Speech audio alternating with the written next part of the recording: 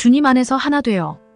중세시대 한 성직자는 자신이 남들보다 하나님과 더 가까이 있다고 생각했습니다. 다른 사람들과는 수준이 맞지 않는다고 생각한 성직자는 교회도 떠나고 공동체도 떠났습니다. 혼자서 사막에 머문 이 남자를 사람들은 히어로라는 이름으로 불렀습니다. 히어로는 무려 50년 동안이나 사막에 머물렀고 어떤 공적인 예배나 행사에도 나타나지 않았습니다.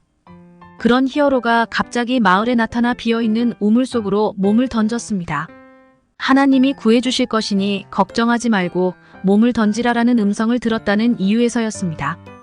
그러나 예상과는 달리 히어로는 우물 바닥에 고꾸라졌고 크게 다쳤습니다. 사람들이 구해주려고 달려왔지만 히어로는 꼼짝도 하지 않은 채 우물 안에 있었습니다. 하나님이 직접 구해주실 거라는 음성을 들었소. 사람의 도움은 필요 없소. 히어로는 결국 우물 안에서 숨을 거뒀습니다. 독일의 신학자 보네퍼는 자신의 책에서 위의 예화를 언급하며 다음과 같이 말했습니다. 혼자 있을 수 없는 사람은 공동체를 조심하고 공동체가 불편한 사람은 혼자 있는 것을 주의하십시오. 홀로 조용히 묵상하는 것도 믿음의 교제를 나누는 것도 하나님이 기뻐하시는 필요한 일입니다. 내 생각이 아닌 성령님의 인도하심을 따라 홀로 또 같이 하나님을 예배하십시오. 이 어렵고 험한 세상 속에서 그리스도인들이 주님 안에서 하나 되어 세상을 변화시켜야 하는 사명에 대해 생각해 보겠습니다.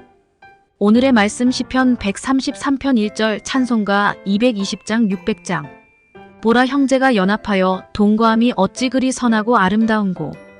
오늘날 한국 교회를 바라보는 어떤 사람들의 시선은 그리 우호적이지 않습니다. 그들은 몇몇 이유로 교회를 판단하고 과도하게 비방합니다. 물론 지상의 교회는 완전하지 않기 때문에 비판을 받을 만한 잘못을 하기도 합니다. 하지만 세상의 어떤 비난은 지나치고 악합니다. 그리스도인 중에서도 교회를 향한 지나친 비난에 동참하는 사람들이 있습니다. 이것은 부모가 자녀를 비웃고 자녀가 부모를 험담하는 것과 다르지 않습니다. 가족이 다른 가족을 비난하면 그 가정이 무너질 수밖에 없는 것처럼 교회 역시 마찬가지일 것입니다. 세상의 어려움 속에서 우리는 연합해야 합니다. 교회가 교회를 비난하고 성도가 성도를 부끄럽게 여기지 말아야 합니다. 물론 형제가 잘못한 부분이 있다면 반성하고 회개하며 온전한 모습으로 변화될 수 있도록 도와야 할 것입니다. 하지만 이런 일도 그리스도인의 연합 속에서 이루어져야 하는 것입니다. 형제의 연합은 선하고 아름다운 것입니다. 하나님께서 우리의 연합 가운데 함께 하시며 우리의 연합을 통해 교회를 향한 악한 세력의 도전을 깨뜨리게 하실 것입니다.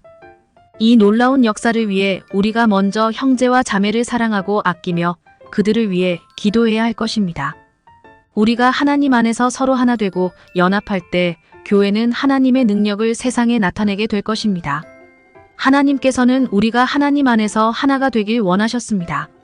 그리스도인 모두가 서로를 위해 기도하고 더 이해하며 사랑할 때 교회가 세상을 변화시키는 구원의 방주가 될 것입니다. 오늘의 기도. 주님, 이 어려운 시대 속에서 교회가 하나님 안에서 하나 되게 하옵소서. 우리가 하나 되어 세상을 변화시키는 구원의 방주가 되게 하옵소서. 예수님의 이름으로 기도합니다. 아멘.